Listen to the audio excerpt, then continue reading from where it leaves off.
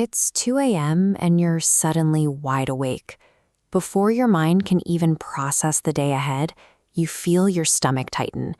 Your thoughts are already accelerating, and the stillness of the room only makes the internal noise feel louder. Anxiety in these hours feels like a solo experience. While the rest of the world is asleep, you're left alone with a sense of dread that feels impossible to share or explain. For many believers, there's a specific kind of weight that follows the panic. It's the quiet suspicion that if we were stronger in our faith, our hearts wouldn't be racing like this. This creates a tension between the fear we feel and the stoicism we think is expected of us. We often internalize a standard where trust and anxiety cannot coexist. To see if that standard is actually biblical, we have to look back several thousand years. We need to see how the people who wrote our foundational texts handled their own moments of panic. Their writings offer a perspective that integrates human fear into the life of faith, rather than treating it as a sign of failure. King David is often remembered as a figure of singular courage, the warrior who stepped onto the battlefield when everyone else stayed back. However, the Psalms record a much more complicated internal life. David wrote frequently about being overwhelmed, exhausted by grief, and paralyzed by fear.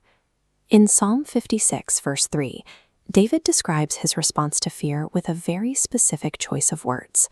"When I am afraid, I put my trust in you." Look at this first word. David treats fear as a certainty of the human condition.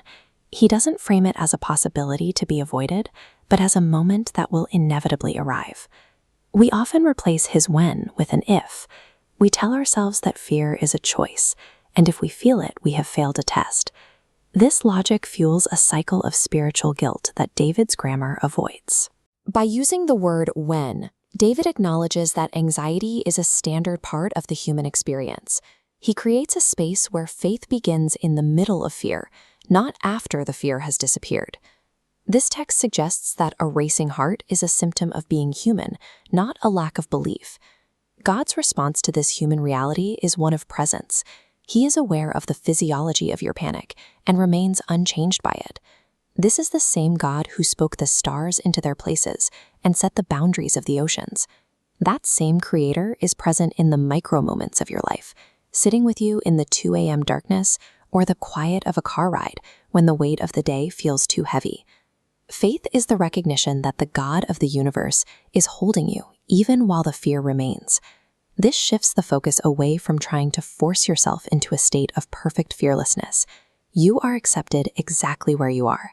Friend, let's look at how this applies to your next wave of anxiety. When the panic rises, you don't have to worry about finding the right theological words or constructing a long, formal prayer to get God's attention. Since He is already present, the only thing you need to do is whisper a single name: Jesus. This whisper is an act of recognizing the one who is already standing there with you. Father, I am feeling afraid right now, and I choose to trust you in the middle of it. When my mind spins and my heart races, remind me that you are here. I don't have to have it all figured out. I am yours, and I am not alone. In your name, amen.